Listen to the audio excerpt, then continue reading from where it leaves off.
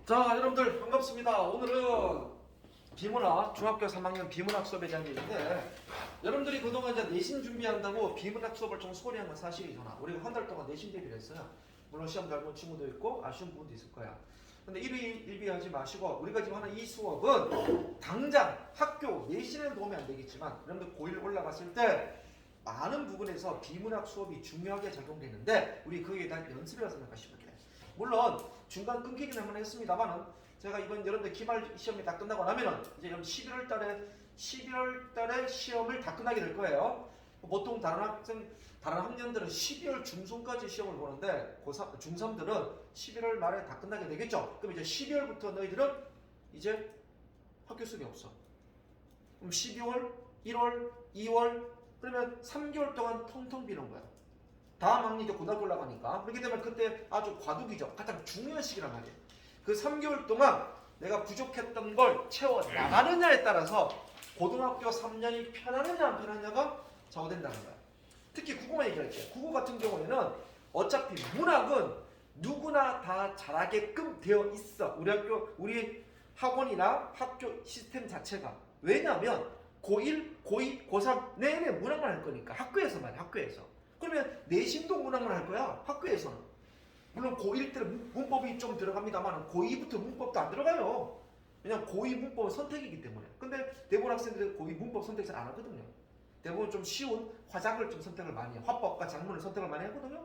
그러면 대부분 이제 문학밖에 안 해. 고3들도 마찬가지야. 문학밖에 안 해. 그러니까 문학은 잘할 수밖에 없어. 문제는 비문학이야. 비문학은 수업 안 해줘, 학교에서. 그래서 이번 기회를 통해서 조금씩 연습을 하는데, 특히 이번 겨울방학 때는 내가 비문학을 좀 많이 강조할 거라 그랬지?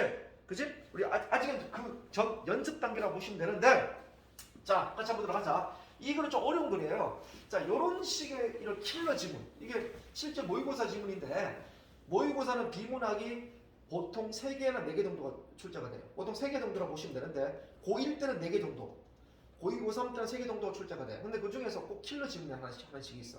근데 그 킬러 지문 중에 대부분이 경제 아니면 과학이야. 경제 아니면 과학인데, 얘를 이제 과학 지문에 포함하면 돼. 과학 중에서 어떤 수학과 관련되는 과학 지문이긴 합니다만은, 자, 요 좀 쉬운 건 아닙니다. 자, 그래서 우리가 한번 연습을 통해서 왜 어려운 점 살펴보도록 할게요. 자, 첨가물 상인들은 경험을 통해서 제한된 공간 내에 가장 많은 과일을 조밀하게 채우는 방법을 육방 밀집 쌓기라 그래. 자, 육방 밀집 쌓기에 대한 개념이 나왔어. 그러면 봐봐, 여기 오게 되면 육방 밀집 쌓기 가운데 과일을 중심으로 테두리 6개, 아래와 위로 각각 3개씩 과일을 배열하는 방법을 이용하는 것을 알 수 있어. 그러다가 나왔잖아. 그러면 이 부분은 이 세 줄과 이 세 줄을 서로 반대라는 걸 알고 싶어. 왜냐하면 수학자들과 일반 상인들은 차이가 난다는 거야. 그러면 첨가물 상인들은 육방 밀집 쌓기를 통해서 충분히 경험을 통해서 육방 밀집 쌓기가 가능하다 그랬고, 수학자들은 다르다 그랬다. 왜 다르냐 그러냐면, 아무리 오랜 경험을 통해서 얻어진 사실을 하더라도 엄밀한 과정을 통해 증명되기 전까지는 판단을 유보한다. 즉, 수학자들은 무엇을 강조한다? 증명을 강조하고, 일반 우리 첨가물 상인들은 무엇을 강조한다? 경험을 강조하는 거야. 그럼 이것에서 말하고 싶은 건, 일반 첨가물 상인들은 경험을 통해서 육방 밀집 쌓기를 강조했다면, 수학자들은 아무리 그게 경험이 맞다 하더라도 증명되기 전까지는 옳고 그름을 판단할 수가 없어. 이 얘기 되는 거야. 그러면 결국 항상 비문학은요, 첫 번째 문단을 잘 읽어야 돼요. 첫 번째 문단에서 그 글의 화두가 50%가 들어가. 그러면 이제 여기서 우리가 그럼 이 글은 우리가 알고 있는 아무리 옳은 경험이라 하더라도 수학적으로 증명되기 전까지는 옳다고 말할 수 없겠구나. 그럼 이제 증명과 관련된 얘기가 나오겠구나 하고 이렇게 예상을 어느 정도 한 다음에 그 다음 문단을 읽어 나가면 이 문단이 조금 더 이해하기가 쉬워지기 시작한다는 거야. 그럼 이제 증명과 관계되는 얘기가 되겠죠. 그럼 이걸 첫 번째 문단을 굳이 좀 정리하자면, 자, 내가 또 왜 정리하는 걸 왜 해라는 거냐 그러면, 정리를 한다는 건 내용을 이해했기 때문이야. 이해한 걸 떠나서 그걸 또 한 줄로 요약할 수 있다는 능력이야. 그러면 이해력과 요약력 두 가지를 테스트를 해보는 거야. 그럼 이게 왜 중요하냐고요? 이해력은 시험 문제 풀 때 너무나 중요한 덕목이고 요약력은 특히 문과 같은 경우에는 뭐죠? 논술 시험에 직접적으로 도움이 되는 거야. 여러분들 아직 논술에 관련된 게 잘 모를 거야. 아직 중3이니까. 논술은 고등학교 올라가면 내가 성적이 아주 높지는 않아. 근데 애매해. 그런데 상위권 대학을 가고 싶어. 그리고 또 문과야. 이런 조건에 있는 학생들은 가장 제일 인생 역전이 논술이야. 논술은 글 잘 쓰는 학생을 뽑는 게 절대 아니야. 그건 옛날식 논술이야. 요즘 논술은 이거야. 문단을 주고 요약하는 게 200점이야. 이게. 총 600점 만점 중에서. 그렇기 때문에 지금 하고 있는 게 논술 수업과 똑같아. 오케이? 그러니까 논술도 도움이 되는 거야. 말씀드리지만. 자, 그래, 그러면 첫 번째 문단 요약 한 장 뭐가 되겠니? 요약은 정답 없다 그랬잖아. 그냥 뭐 육방 밀집 쌓기에 대한 뭐 굳이 정리하자면 육방 밀집 쌓기에 대한 수학자들의 뭐 의심? 뭐 수학자들의 의심이라고 정리할까? 뭐 이렇게 딱 하는 게 정답이라는 얘기 아니라 대략적으로 여러분들은 아 그래 첫 번째 문단은 육방 밀집 쌓기가 있는 경험을 통해서 육방 밀집 쌓기를 했는데 수학자들은 증명된 이전까지 인정할 수 없다 그렇게 얘기하고 있구나 이렇게만 이해해도 맞다고. 자 그러면 그에 대한 논란이 이제 두 번째 문단부터 시작되는데 자 그럼 봅시다. 자 녹화 잘 되고 있죠? 잘 되고 있네. 이제 부른다. 꺼. 자 그러면 자 그럼 이거 두 번째 문단입니다. 세 번째 문단이죠. 수학자들의 이러한 태도 어떤 태도니? 항상 의심하는 태도. 항상 증명해야 한다고 생각하는 그 태도를 가장 잘 보여주는 사례가 뉴턴과 그레고리 논쟁. 이거 유명한 논쟁이죠. 자 이거 화두를 던졌어. 자 그러면 뉴턴과 그레고리 논쟁이 뭐냐 그러면 하나의 구와 접할 수 있는 구의 최대수를 두고 뉴턴은 12개 12개가 육방밀집 쌓기가 똑같은 숫자잖아. 그러면 나는 이걸 동그라미 친 거예요. 그러니까 뉴턴을 내가 동그라미 쳤어. 왜? 아까 첨가물 상인들도 12개였어. 육방밀집 쌓기라는 거. 이따 그림을 그려줄게. 12개였는데 얘도 뉴턴도 12개라 그랬는데 그레고리는 세 번 칠게. 13개까지도 가능하다고 그랬다. 얘는 13개야. 그러면 뉴턴과 그레고리 논쟁은 뉴턴은 12개, 그레고리 13개 논쟁이래. 그럼 이 뉴턴 누구 입장이야? 문맥상 첨가물 상인 입장이야. 그치? 그럼 얘는 경험을 따르고 얘는 수학적 증명을 따르는 거야. 그러면 두 번째 문단은 그냥 뭐 어려운 건 아닙니다. 그냥 뉴턴과 뭐니? 그레고리의 논쟁을 하면 돼요. 자, 그냥 그레고리의 논쟁이잖아. 물론 여기서 사용된 글의 설명 방법은 예를 들었죠. 예시가 되죠. 자, 글의 설명 방법도 찾는 것 중요하다고 그랬잖아. 정의, 예시, 분류, 분석, 비교, 대조, 인용, 묘사, 확인, 지장, 서사, 과정, 인가, 열거, 비유, 논중, 유추 이런 것들. 자, 그럼 이걸 좀 보충 설명 좀 할게요. 육방 밀집 쌓기 12개 이런 개념이 뭐냐 그러면 자, 이걸 약간 위에서 살짝 보게 되면 여기에 가운데에 구를 하나 중심을 놔. 이거는 세는 거 아니야. 그리고 옆에다가 육방 즉 6개를 쌓는다 이렇게. 지금 이거 위에서 본 거다. 위에서 이거 위에서 공중에서 본 거. 공중 그러면 총 몇 개니? 하나, 둘, 셋, 넷, 다섯, 6개가 되겠지. 이 위에서 본 거, 위에서. 그리고 그 위에다가 그 위에다가 이렇게 3개씩 이렇게 3개씩 넣어. 그럼 또 뒷면에다가 또 3개를 넣는 거야. 그럼 총 몇 개니? 12개잖아. 그지? 위에 3개, 뒤쪽에 3개. 그러면 하나 9가 되겠지. 동그란 구 안에 위에 3개, 아래에 3개, 가운데 6개. 이게 육방밀집 쌓기의 형태야. 그래서 뉴턴은 12개다 라고 하니까 그레고리는 이해가 안 되는 거야. 왜냐 그러면 공간이 너무 많이 나가.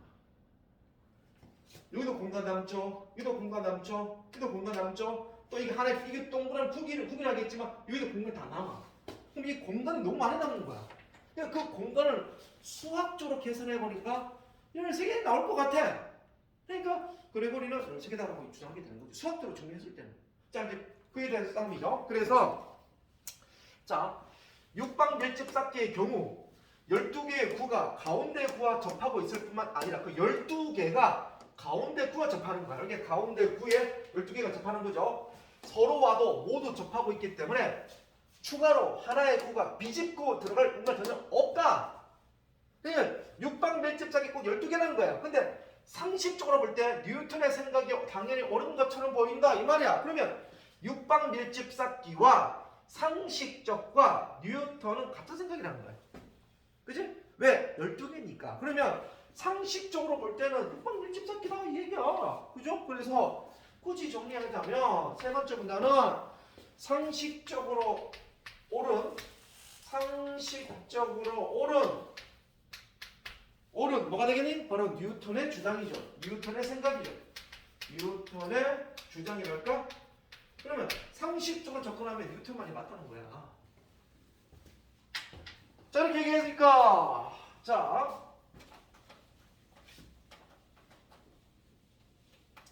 그럼 수학자의 특징이 있잖아. 증명하기 전까지 인정하지 못한다는 거. 자, 그 얘기를 하고 싶은 거야.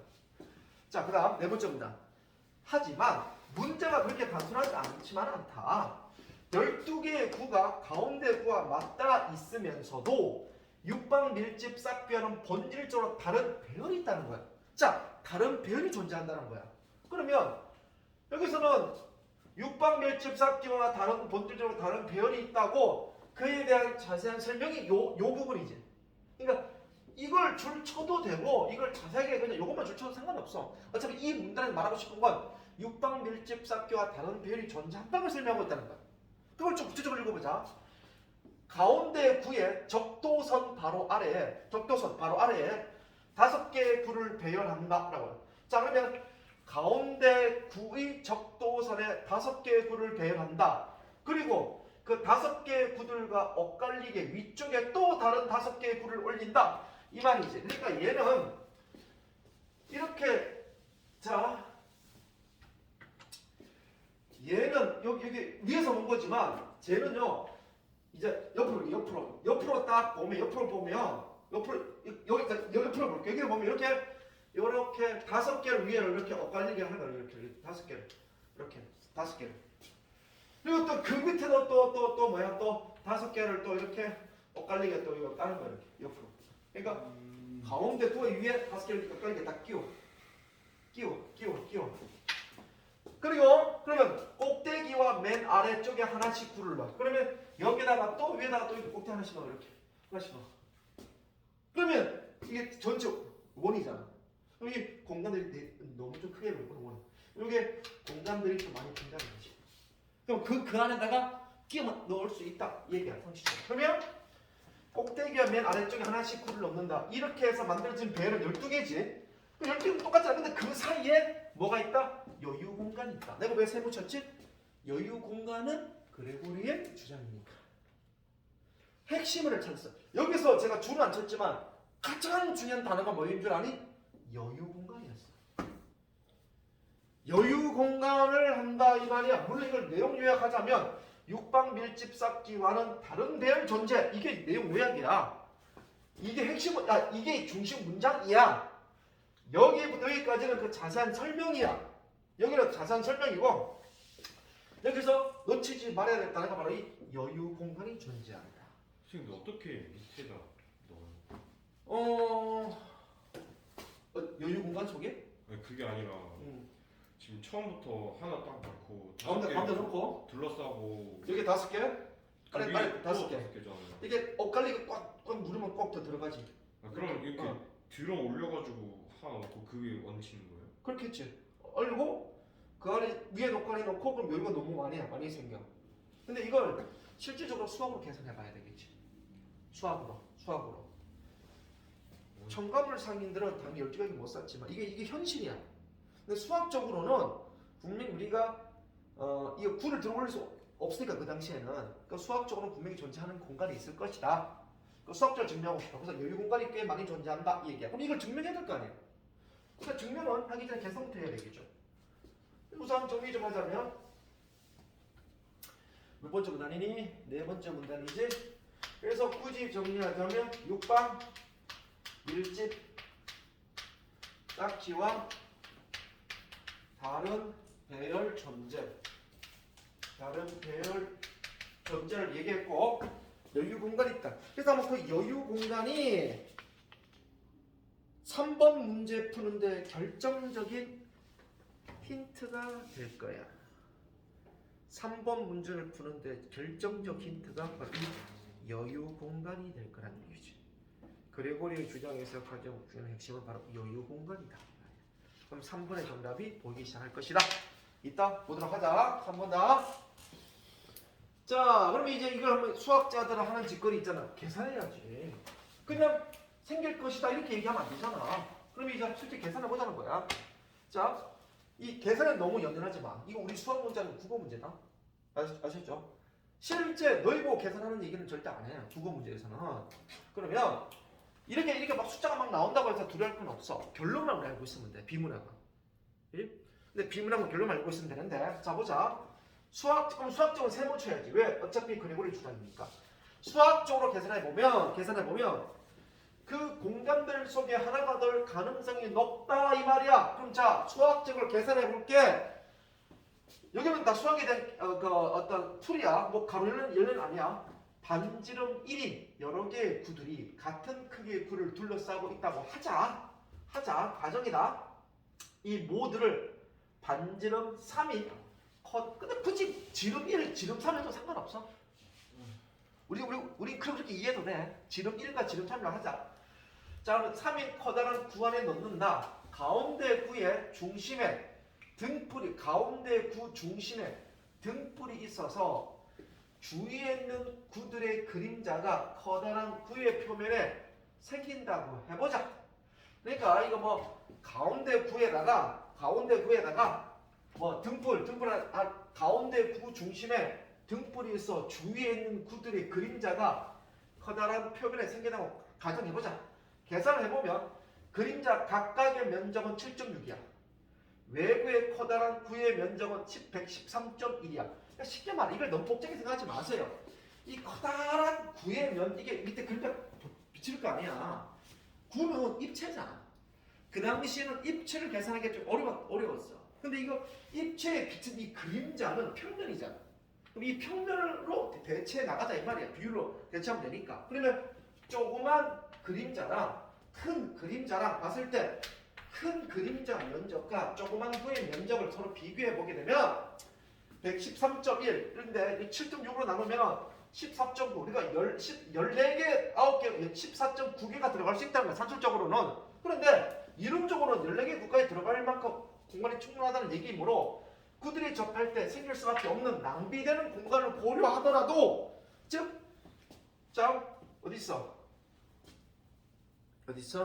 이론적으로는 14개까지 들어갈 수 있다 하더라도 그들이 접할 때 생길 수밖에 없는 낭비되는 공간을 고려하면 그레고리 주장이 옳은 것처럼 보이기도 한다 이 말이냐. 그러면 이 말이 하고 싶은 게 뭔데? 수학적으로 계산해보면 그레고리 주장이 옳다 이 얘기를 하고 싶은 거야. 우리는 절대 계산 문제를 할 필요 없어. 국어 문제니까. 근데 이거는 입체를 계산하는 것보다 평면을 계산이 더 편하니 큰 구의 평면 그림자와 작은 구의 평면 그림자를 서로 비율적으로 계산해 보니까 이게 14.9배라는 거야. 그럼 대략적으로 14개,9개 들어가겠지만 어차피 낭비되는 공간이 있으니까 최소 13개는 들어가겠지. 이렇게 평가하는 거지. 자, 이렇게 얘기했으니까 그러면 계산적으로는 그레고리가 맞나? 하고 생각할 수밖에 없잖아. 그래서 5번보다 수학적으로 살펴본 수학적으로 살펴본 그레고리의 주장. 그레고리의 주장을 얘기가 되겠죠. 수학적으로 보면 그레고리가 너무 옳은 것 같아요. 자, 다음. 또 하지만이 나오네. 그럼 그에 대한 또 반론을 제기하겠네. 하지만 당사자인 뉴턴과 그레고리는 각자의 주장을 수학적으로 증명해 보이지 못했어. 이것도 그냥 아까 그림자는 그냥 비율로 된 거지 정확히 계산 넣은 건 아니잖아. 변수들이 많을 거 아니야. 결국 이 문제는 2세기 반 동안이나 증명을 기다리며 미제인 채로 남아있을 수밖에 없었다 이 말이야. 그러니까 미제 문제가 돼버린 거야. 근데 이게 우리들은 별거 가지고 싸운다 싶겠지만 수학자들에서는 이게 큰 싸움이었어 그 당시에. 큰 싸움. 그래서 꾸지 중심 용도를 잡을 수 있겠죠. 그래서 정리하자면 6번 문단 정리하면 뭐가 되겠니? 수학적 증명이 되지 않는 논쟁이죠. 수학적 증명이 되지 않은 논쟁이죠. 자, 증명되지 못했어. 자, 그러면 이제 수학적으로 증명한 사람이 있대. 이걸 가지고 또. 자, 바라볼게요. 이 문제의 수학적 해결은 두 종류의 증명을 통해 비로소 이루어졌다. 누가 나오니? 슈테와 바르텔. 내가 왜 동그라미 쳤니? 미리로 봐서 아시겠지만 얘는 뉴턴 말이 옳다고 했던 사람이야. 그래서 같은 동그라미 쳤던 거야. 자, 그리고 존 리치도 있죠. 자, 이 사람들 실험을 통해서 봐. 슈테와 바르텔은 공동 연구를 통해 반지름이 1인 13개의 구와 동시에 맞닿을 수 있는 구는 반지름이 1보다 클 수밖에 없어. 최소 1.4557을 보았어. 또한 존 리치는 반지름이 1인 13개의 구와 동시에 맞닿을 수 있는 구는 반지름이 1보다 클 수밖에 없어요. 이걸 공동 연구를 통해서 계산을 했는가 봐. 그리고 구면삼각법이라는 방법을 사용해서 동일한 반경의 구 13개가 같은 반경의 구와 맞닿도록 그물을 짜는 것은 불가능함을 수학적으로 증명한 거야. 그러면 이 사람의 얘기는 뭐니? 수학적으로 증명한 사람들이야. 그래서 우리는 그 결과만 알고 있으면 돼. 비문학은. 여기서 얘들이 왜 1.04557이 나온 점 계산해봐라. 이러면 때려주기도 안 나와 국어에서는. 그럼 수학 문제가 돼버리지. 국어는 비록 수학 지문이지만 국어는 이런 말이 나오게 되는 어떤 그 근거, 내용을 찾는 거지 우리 계산해보는 건 절대 나오지 않아요. 그래서 우리 그 결과만 알고 있으면 되는 거야. 그래서 결국 뭐야? 불가능하다는 거야. 그래서 그래프리 13개의 구에 내려진 사형 선고였어. 결국 누가? 뉴턴이 옳았다. 판명 났어. 이 얘기야. 그러면 이어서 말하고 싶은 게 뭐니? 수학적으로 증명된 뉴턴의 주장이잖아. 그러면 7번 문단은 수학적으로 증명된 뉴턴의 주장이야. 자, 여기서 우리가 조심해야 될 게 있어. 이거 나를 묶었지? 나를 묶었던 거 봐봐. 이거는요, 미리 좀 답을 좀 풀어보자. 4번 문제가 좀 어려웠어. 4번 미리 요까지 하고. 요까지 하고. 어차피 딱 써주려면 요거 끝내버리고 가자. 자, 그래서 결론적으로 뭔데? 12개밖에 안 된다는 거야. 경험적으로도 수학적으로도 12개야. 바로 이게 뉴턴의 수학이야. 그래서 정리하자면 이후부터는 가운데 구와 맞닿을 수 있는 구의 최대의 개수를 뉴턴 수라고 부른다. 그래서 12개밖에 안 된다. 그 얘기를 해주고 싶은 거야. 그럼 여기서 뭐니? 굳이 정리하자면 뉴턴 수의 개념 해도 되고 수학적으로 증명된 뉴턴 수라고 해도 되고 뭐 상관이 없어. 이제 이 정도로 정리해봤습니다. 자, 그러면 내용 자체는 솔직히 어렵지 않았잖아. 12개냐 13개냐 싸움이 있었는데 결국은 경험적으로는 12개야. 근데 수학적으로는 2제야. 그러다가 이제 여러 학자들에 의해서 12개임을 증명됐어. 근데 그 증명 방법이 잘 봐. 존 리치와 아까 누구지? 슈테와 바르텐, 존 리치가 12개와 13개 중 어떤 것이 맞을까요를 자 12개가 맞을까 13개가 맞을까를 이 사람은 12개가 맞았다고 증명한 적 하지 않았어. 이 사람들은. 잘 읽어봤니? 13개가 아니라고 주장한 거야. 그치? 그러면 A와 B 중에 A가 옳다임을 강조하기 위해서 A를 증명한 게 아니라 B가 아니기 때문에 A겠지로 증명한 사람들이야. 그치? 12개와 13개 중에서 12개를 주장한 게 아니라 B가 틀렸으니까 A가 옳다라고 주장한 사람이야. 그러면 4번 문제를 풀 때 그 부분을 찾으라 이 얘기야. 4번 문제 어려웠어요. 4번이랑 5번 고민했는데. 어려웠죠. 자, 그러면 4번 문제의 의도는 금방 말씀드린 것처럼 얘를 굳이 좀 필기하자면 A와 B의 증명 중에서 이렇게 정리한 거죠. B가 틀렸으니까 B가 틀렸으니 A일 것이다. 이렇게 증명한 거잖아. 그러면 A를 증명한 게 아니라 B가 틀렸으니 A일 것이라고 주장하게 되는 거지. 그럼 자 보세요.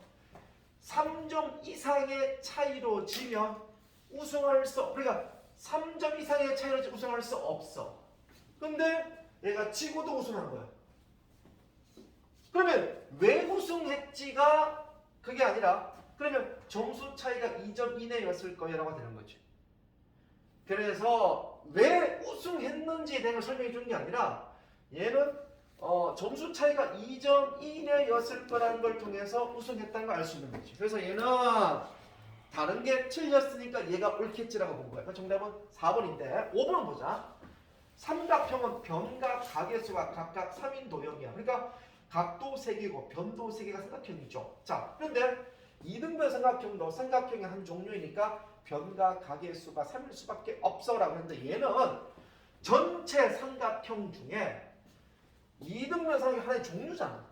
그러니까 전체가 이름이 하나도 그렇게 될 것이라고 보는 거야. 전체가 이러니까 하나가 이렇게 될 것이다. 많이 들어본 것 같지 않니? 전체가 이러니까 하나가 된다. 모든 사람은 죽어. 그러니까 나도 죽겠지 뭐. 뭐니 이거? 난도 배웠어. 저번 내신 시험 보기 전에 배웠어. 모든 사람이 그래? 모든 사람은 다 죽어? 그러면 나도 뭐 사람이니까 나도 죽을 수밖에 없겠네. 이게 구조잖아. 뭐야 그게? 대전제 소전제 나오는 거. 그래! 대전제. 삼각형은 3인 도형이다. 대전제. 소전제. 이등변 삼각형도 삼각형이다. 결론. 변수가 3개겠지. 이렇게 보는 거. 이거. 두 번째 단어가 생각이 안 나요. 첫 번째 단어 뭔데? 첫 번째가 뭔데? 3. 두 번째 단어가 3이고 첫 번째 단어가 기억이 안 나요. 끝에가 3이라는 단어가 끝에가 있어요? 문법이잖아요. 그러니까 3단 논법? 3단 논법. 맞아, 3단 논법. 3단 논법은 크게 어디에 포함되냐? 이게 아. 질문했던 거야. 우리 배웠어. 연역법, 귀납법. 그래 3단 논법은 다른 거 아니야? 연역법. 아니 연역법 안에 3단 논법이 들어가 있는 거야. 아 그래요? 그러니까 봐봐. C 하는 모든 사람은 죽는다. 나는 사람이다. 그래서 결론 나는 죽는다. 이거라. 모든 삼각형은 변과 각이 3개다. 이등변 삼각형도 삼각형이다. 결론 이등변 삼각형은 뭐라고? 각각 3개다. 이게 나오죠. 같은 문제잖아. 무슨 소리야? 얘는 5번은 연역법이에요. 연역법 중에 3단 논법에 포함합니다. 이렇게 귀납법과 연역법은 어떻게 하든 시험 문제 돼. 그래서 내가 저번에 연역법과 귀납법을 아주 강조했던 거예요. 그런데 마침 너희 출판사는 책이 한번 나온 적도 있고 또 내신 수업에 그치? 자, 그래서 4번 문제 정답은 4번이었다. 어려웠다. 1번 문제는 뭐 아까 내가 요약하면서 설명했기 때문에 가볍게 풀 수 있을 겁니다. 그러면 자, 1번 문제는 뭐 그렇게 어렵지 않은 문제죠. 보면 자, 논쟁의 핵심 속에는 1번 문단과 2번 문단에 설명되어 있고 상식적 판단은 3번째 문단 내용이었죠. 그러니까 다른 가능성이 있어요 라고 한 것은 4번째 문단입니다. 그리고 논쟁이 미개인치로 남을 수밖에 없었던 이유가 나와 있죠. 6번 문단이죠. 그리고 논쟁의 결론은 7번과 8번이야. 그럼 이거는 5번 문단 요약이잖아. 5번 문단이 뭐였는데 수학적 계산을 통한 가능성 확인해 보는 거였죠. 정답은 2번이죠. 5번 문제는 유형이니까요. 그죠? 요거는 좀 어렵지 않았나? 요건 쉽지 않은 생각이 듭니다. 자, 2번 문제가 어렵다 그랬죠. 아까 내가. 요거는 조금 어려웠을 것 같아요.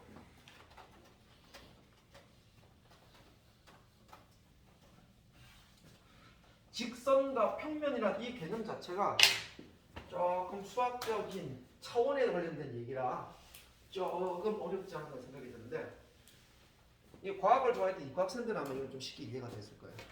얘들아, 차원이 뭐니? 차원. 몇 차원, 몇 차원? 차원이 있지. 1차원이 뭔데? 평면?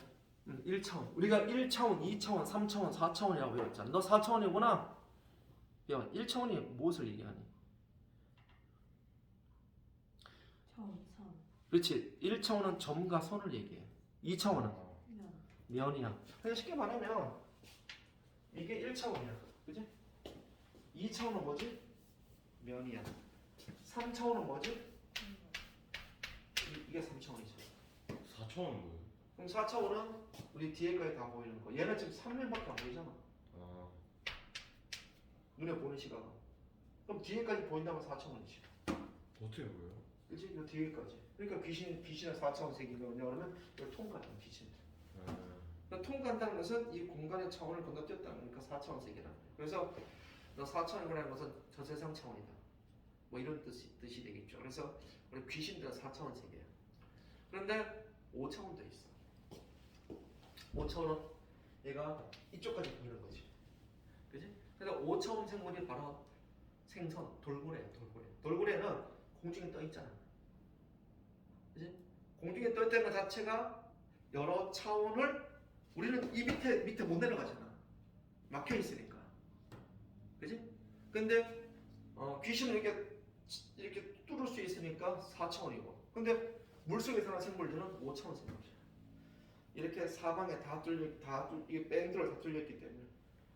그래서 옛날에 돌고래 같은 고등생물이 고민에 빠졌어. 육지로 갈 것이냐, 바다에 머물 것이냐. 육지로 가면 나는 3차원이 돼. 바다로 들어가면 5차원이 돼. 그래서 고래는 더 똑똑하기 때문에 5차원을 선택하는 거야. 그래서 우리보다 더 높은 차원을 가지는 게 바로 돌고래와 같은 그런 고등생물들이 있는 거야. 라고 과학자들은 얘기해.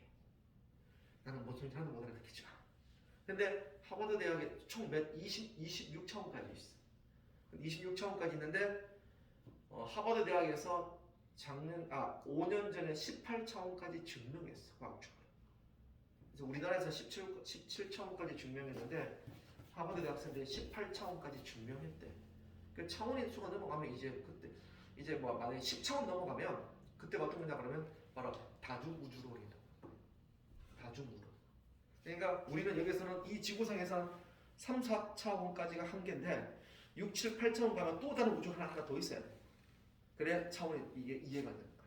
그래서 다중우주론이 이제 18차원, 29차원 이렇게 넘어가게 되는 거야. 어려워. 자, 그러면 보세요. 3차원 공간에서 뉴턴수가 12개라면 직선과 평면은 각각 직선은 1차원, 평면이 2차원이야. 그러니까 1차원과 2차원을 바라보라 이 말인데 뭐 중요한 건 아닙니다. 가까이 있는 얘기겠죠. 가운데 구에 위에서 보자. 위에서부터 평면에 보자. 요렇게 이렇게니까 셋, 넷, 다섯, 6개지. 자, 평면을 보면 총 몇 개니? 평면 2차원 몇 개니?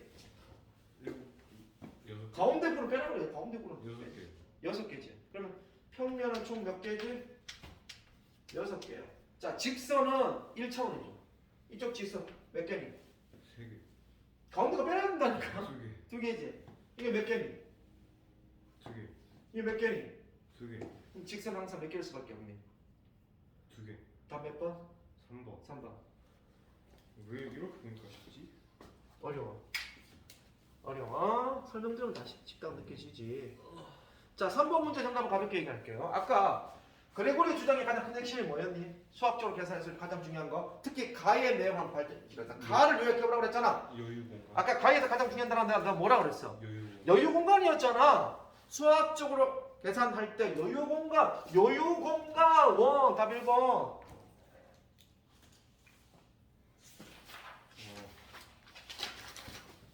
책에서 제일 어려운 것 같아요. 자, 그래? 여기가 제일 끝에 있지. 왜냐하면 이 끝으로 하는 이유가 뭐냐 그러면 근데 얘들아 지금 하고 있는 이 비문은 지금 1단계다. 고등학교 1학년 1단계야. 지금 하고 있는 책에. 물론 내가 만든 교재이긴 하지만 근데 이제 단계 올라가면 이거가 이제 더 어려운 것들도 많이 나오게 되는 거겠죠. 비문학은 물론 이거 킬러 문제는 킬러 지문이야. 어려운 지문이야.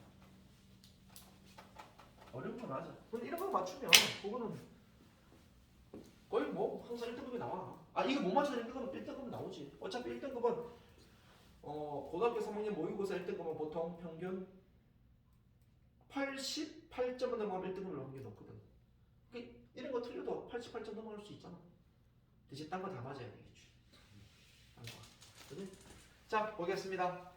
수학자들의 생각이야. 자 출판 봐봐. 아까 첫째 문단 수학자들은 경험을 아무리 경험이 많다 하더라도 의심했지. 이 수학자들의 가장 기본 게 뭐니? 의심을 했고 뭐 증명하려고 노력했어. 이게 수학자들의 모습이라는 걸 보여주는 게 이 내용이잖아. 그러니까 증명하고 의심해야 돼. 근데 그런 태도를 보이는 걸 찾아보자. 빨간 사과와 파란 사과가 하나씩 있다. 어느 것이 당도가 더 높을까? 제일 좋은 건 뭐가 되겠니? 자 그러면 수학자들과 가장 보기의 의문에 대한 생각들 중 수학자들과 가장 유사한 태도를 보고 있는 것. 그럼 수학자는 뭐라고 얘기해야 되겠니? 뭐라고 얘기해야 되겠니? 이거 보고 3번. 3번 왜? 먹어보는 경험 필요 없어. 당도 측정해야 돼. 측정해야 돼. 계산해야 되겠지? 정답은 3번이지. 그래 이렇게 증명하도록 계산을 해야만이 수학자를 믿기 때문에 정답은 3번. 그래서 5번 문제는 어렵지 않았지? 그치? 그래서 아마 어려웠던 문제가 2번과 4번 문제였지 않았을까 생각이 듭니다. 다 맞은 사람? 당연히 없겠죠. 그죠?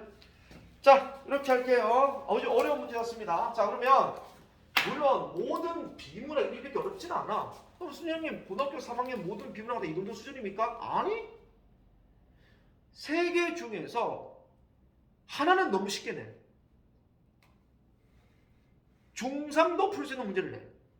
하나는 3, 4등급이 풀 수 있는 문제를 내. 또 하나는 1, 2등급이 풀 수 있는 문제를 내. 그러니까 3개 다 어려운 건 아니야. 꼭 하나 킬러 집은 항상 있어. 그 하나를 잘 풀게 우리가 지금 미리 준비하는 거야. 연습하는 거야. 비문학을 잘하는 방법은요. 왕도가 없어. 왕도 없고 계속 뭘 해야 됩니까? 연습만이 살 길이다. 지문 읽어보고 연습하고 분석하고 이 과정을 좀 같이 반복해 줘야 돼. 자 여기까지 하도록 할게요.